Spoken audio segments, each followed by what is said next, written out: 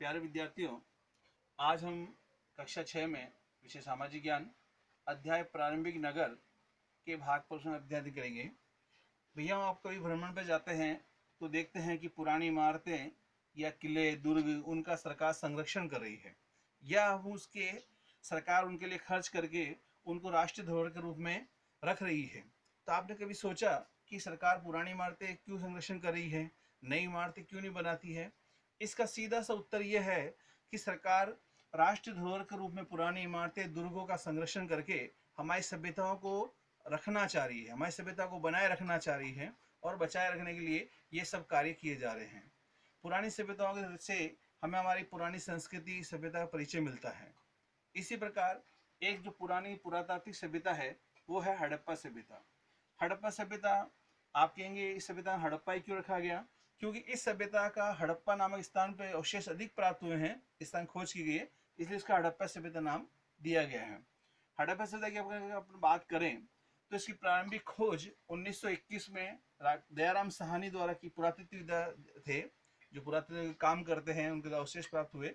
दयाराम साहनी उनका नाम था। अगला आता है मोहनजोदड़ो सभ्यता।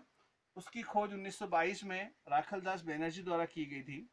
इन दोनों पुरातत्वविदों ने इन सभ्यताओं खोज की, वहाँ अवशेष प्राप्त किए और उनके आधार पर निष्कर्ष निकाला कि ये बहुत प्राचीन सभ्यता थी और उन्होंने वहाँ के अवशेष प्राप्त करके अनेक निष्कर्ष दिए हैं।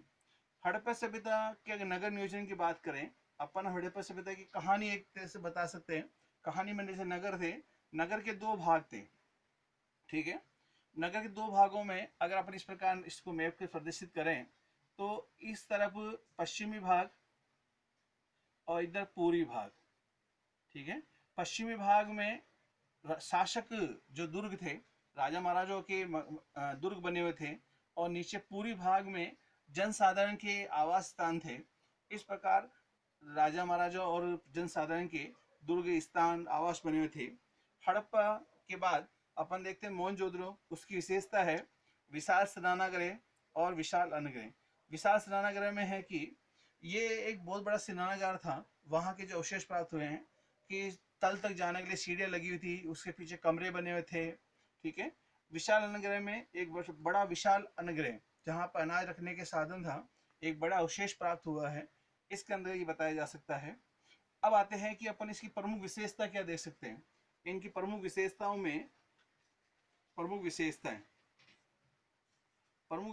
में हड़प्पा सभ्यता की प्रमुख विशेषता, पहली विशेषता थी नगर नियोजन बहुत उत्तम श्रेणी का था, और दूसरी विशेषता सड़कें समकोण पे काटती थी, चौकोर आकृति में थी, सड़कें व्यवस्थित थी, गंदगी बिल्कुल नहीं थी, साफ सफाई का बहुत ध्यान रखा जाता था, और जो नगरीय जीवन था उन्नत अवस्था में था। यहाँ सभी को सम्मान प्राप्त होता था, राजा महाराजाओं सभी के लिए उत्तम व्यवस्था थी, और कलाकार, लेखक, पुरातत्वविद, व्यापारिक सभी के लिए उचित सामाजिक व्यवस्था थी। दूसरा, यहाँ के आवास स्थान बहुत अच्छे थे, बने हुए थे, अव्यवस्थित थे। घर का जो आंगन होता है उसमें दरवाजा, पूरा मेन दरवाजा खुलता था। इस प्रकार अपन देख सकते हैं ये हड़प्पा सभ्यता की प्रमुख विशेषता है। भैया आज अपन ने एक तो ये बताया है कि पुरानी राष्ट्रीय धरोहरों का संरक्षण सरकार क्यों कर रही है, या पुरानी सभ्यताओं का सरकार खोज क्यों कर रही है।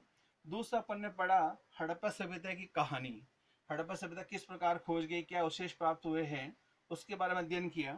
तीसरी अपन ने पढ़ा है प्रमुख विशेषता, हड़प्पा सभ्यता की प्रमुख विशेषता है उसके बारे में बताया गया है आज के अध्ययन में, ठीक है।